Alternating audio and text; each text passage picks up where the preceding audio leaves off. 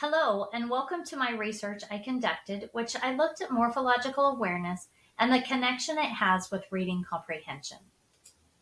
This is an overview of the items we will discuss today, which includes research goals and objectives, the method, and the data that came from the instruction and the conclusion. First, my topic focused on students which had low reading comprehension.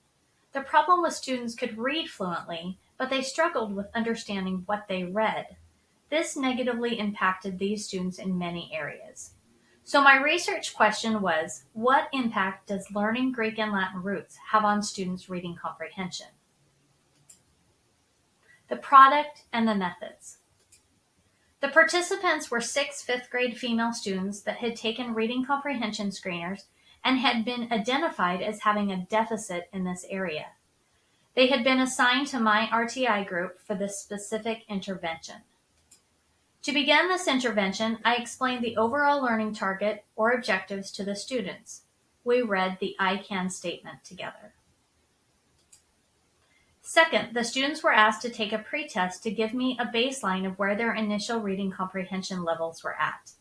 This included reading a passage which came from Nuzula, and it was titled Geology of the Deep, the ecosystem created by volcanoes. The students were given 5 multiple choice questions to answer after their reading. After this initial data was collected, the intervention of teaching Greek and Latin roots began. A more focused learning target was presented. This was to focus on the specific root word, geo. For each root word we studied, I was conscious that all students learned in different ways, and I wanted to use as many different learning styles as I could. Throughout this presentation, you will see that I used visual, auditory, and kinetic learning styles to assist the students' learning. The first activity was the students were given a picture of a tree. Within that tree were lines. I introduced the new root word, its meaning and origin. Students brainstormed different words that they already knew with that root. Sometimes the words they came up with had the root word incorrectly, and some did not.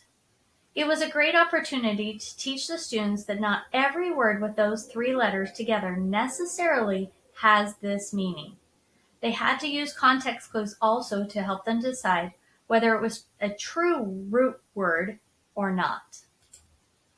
Once the brainstorming was finished, I showed them a PowerPoint presentation with the root words being used in different words. The visual learners love seeing the words and the pictures to make those connections. To address the auditory learners, we read the definitions of these words and talked about the sentences that were connected with them. Our first word was geography. Many students had heard this word before, but didn't realize exactly what it meant. The second word was geo.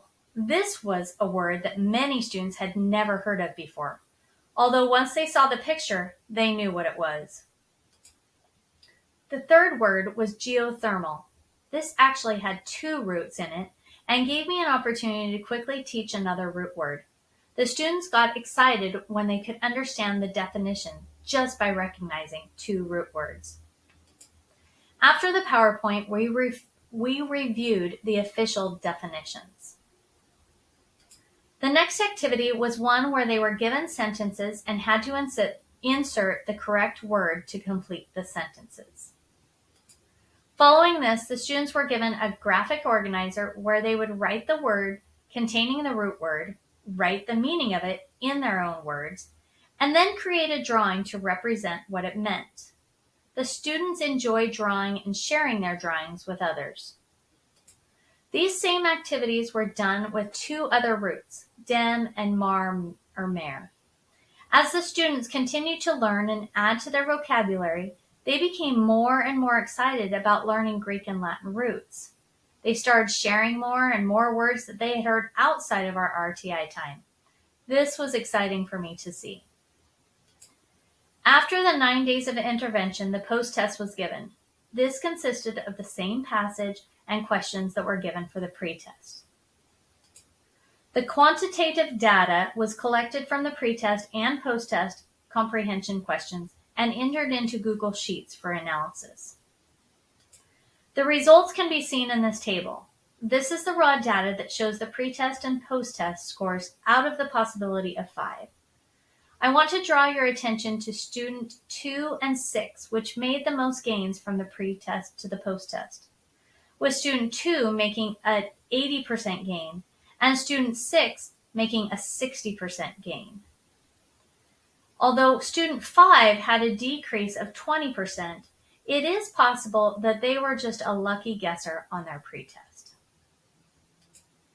Overall, the class average can be seen here on this table at 26% increase from their pretest to their post-test. Some of the strengths of this research was a high interest of the participants. They were engaged and excited to learn. Using different learning styles also added to their engagement and strength of the research. A weakness of the research was its small sample size of students. It would be beneficial to repeat on a larger group of participants to see if the same results could be found. There were some influential factors that were beyond the researchers' control. This included a scheduled fall break right in the middle of the research.